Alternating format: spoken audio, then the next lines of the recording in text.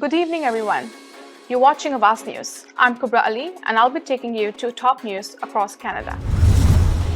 Such a beautiful person, woman killed in suspected impaired driving crash in Etobicoke identified by family.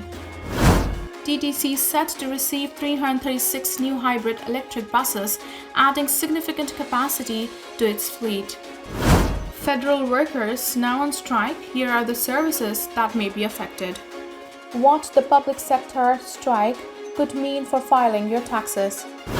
Man stabbed in unprovoked attack on the TTC suspect, image released, police. Mississauga to lift ban on cannabis retail stores. Toronto man baffled after Air Canada says it had no record he ever boarded flight. Those were the headlines, and now let's look into the details. The Toronto Transit Commission will receive its first batch of 336 new hybrid electric buses this month. The additional buses will enter service starting in May and add significant capacity to the existing fleet, the Commission says. The new vehicles will replace existing buses that have reached the end of their lifespan, including a number of 40-foot buses that will be replaced by 60-foot ones, which the TTC says will not only add capacity but also reduce travel times. This is the latest step in the TTC's Green Bus Technology Plan, which aims to have an entirely zero-emissions fleet by 2040. The new hybrid electric vehicles are as close as possible to being a fully battery electric bus, the Commission says. They are powered by an electric motor and onboard battery system, though they are still equipped with a gas generator that produces electricity when needed. The TTC says the environmental and cost benefits of these vehicles compared to their older diesel-powered counterparts are immense. The new buses will be based out of Mount Dennis and Wilson divisions and are expected to serve routes in Midtown, downtown North York, and Etobicoke. Mississauga will lift its ban on cannabis stores, councillors decided Wednesday afternoon. The motion approved during Wednesday's council meeting follows a lengthy debate at Mississauga City Council over whether or not to lift the ban. Councillors voted 8-4 in favour of the motion. When cannabis was first legalized in Canada in 2018, the city of Mississauga opted out of the retail sale of cannabis due to concerns around lack of municipal oversight and the possibility of clustering stores. Mississauga took a wait-and-see approach to retail legalization, choosing to watch how the market performed in other municipalities before opting in themselves. As well, illegal cannabis stores have cropped up in Mississauga storefronts, which have by and large gone unpoliced. The total ban on legal cannabis stores has led us to this point where we only have illegal stores, said Mississauga Mayor Bonnie Crombie on Wednesday morning. In a statement, representatives for OCS said they support Mississauga's decision to lift the ban, saying the choice marks a major step forward as the cannabis industry continues to evolve within the legal framework. During Wednesday's deliberations, invited speakers and city councillors discussed the effect of retail legalization on various groups of cannabis users, including young people, the elderly, and racialized groups. Invited guests included existing cannabis retail store owners, local religious leaders, and community leaders. Toronto police are looking for a man who they say stabbed someone on TTC bus last week in an unprovoked attack. On April 11th at 11:30 p.m., police said officers responded to a stabbing in the area of Black Creek Drive and Eglinton Avenue West. Police said the suspect and the victim were on board a TTC bus traveling westbound on Eglinton when the suspect approached the victim unprovoked. At that time, police said the suspect stabbed the victim and fled the bus at Black Creek Drive. Police told Awaz News that the injuries suffered by the victim were non-life-threatening injuries.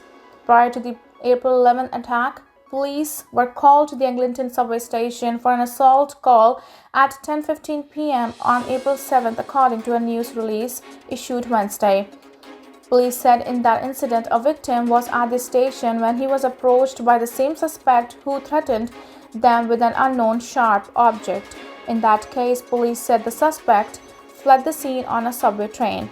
He's described by police as standing 5'10" to 6 foot tall, 18 to 20 years old, with black hair in short braids and a black beard. In both incidents, police said he was seen wearing a blue hooded sweater, dark jeans, and black and white running shoes.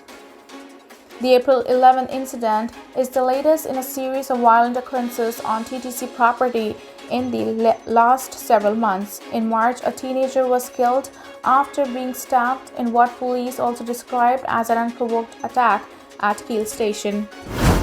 Jake Muchnick flew out to Orlando, Florida for a weekend golf trip with a couple of his friends when he was hit with a stroke of bad luck on his way home to Toronto. The 25-year-old flew out of Toronto Pearson International Airport on April 6th and was set to return on April 9th. Since he and his friends were going to be golfing on their last day in Florida, they decided to check in to their Air Canada flight ahead of time.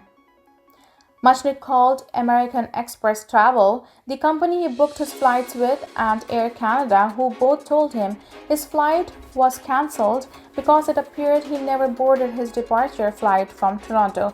But Muchnick did in fact make it to Orlando, despite the flight being apparently delayed on the tarmac for half an hour. Muchnick says they had a completely normal travel day and that every part of the way flew without a hitch. Muchnick was able to purchase a one-way ticket back to Toronto Pearson on the same return flight, but it set him back $700. His round-trip flight had cost him $800. Once he touched down in Toronto on Sunday afternoon, Muchnick spoke with Air Canada again, who suggested he file a claim with customer relations, who he says would get back to him within 45 days. A spokesperson for Air Canada confirmed they have been investigating the matter and said it appears there was a computer issue that affected Muchnick's original flight. Air Canada's customer relations team will connect with Muchnick.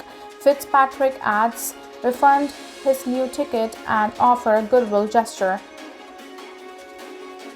Muchnick told Awaz News Toronto Tuesday night the airline had apologized and confirmed the entirety of his flights. All $1,500 had been refunded. While he would fly with Air Canada again, Muchnick says the whole experience has tainted his view, wondering what would happen if someone else were to find themselves in the same position. Air Canada says it is standard practice that if a passenger does not show up for their flight, all remaining flight segments on that ticket are subsequently cancelled. More than 155,000 public servants are now on strike after the country's biggest federal public sector union and the government failed to reach a deal by a Tuesday evening deadline. Federal departments and agencies have released a list of services that may be disrupted now that workers are on strike. Here's an updated list of what services may be affected. Agriculture and Agri-Foods Canada, Canada Revenue Agency, Canadian Heritage, Fisheries and Oceans Canada and the Canadian Coast Guard, Canadian Transportation Agency, Crown Indigenous Relations and Northern Affairs Canada, Employment and Social Development Canada, Global Affairs Canada, Immigration, Refugees and Citizenship Canada, Indigenous Services Canada, Library and Archives Canada, Public Services and Procurement Canada, Royal Canadian Mounted Police, Transport Canada, Veterans Affairs Canada. Some 39,000 Canada Revenue Agency employees went on strike as of Wednesday as part of wider labour action by the Public Service Alliance of Canada. The CRA says the strike will mean certain services will be delayed or unavailable. It says the processing of some income tax and benefit returns, particularly those filed by paper, could be disrupted. The CRA's business inquiries line is closed, and the agency says it is prioritizing calls related to benefits payments. It warns of longer wait times for callers. The agency says that Canadians should use its online services where people can file taxes and apply for child benefits, make payments and other services. It says taxes filed digitally will largely be processed automatically without delay. While the CRA says its services may be delayed, Canadians are still expected to submit their taxes on time, as it says there are no plans to extend filing deadlines. The deadline for filing taxes from 2022 is Monday, May 1st. Thank you for tuning in. I'm Kubra Ali. I'll be back tomorrow, same time, same channel. Have a good night.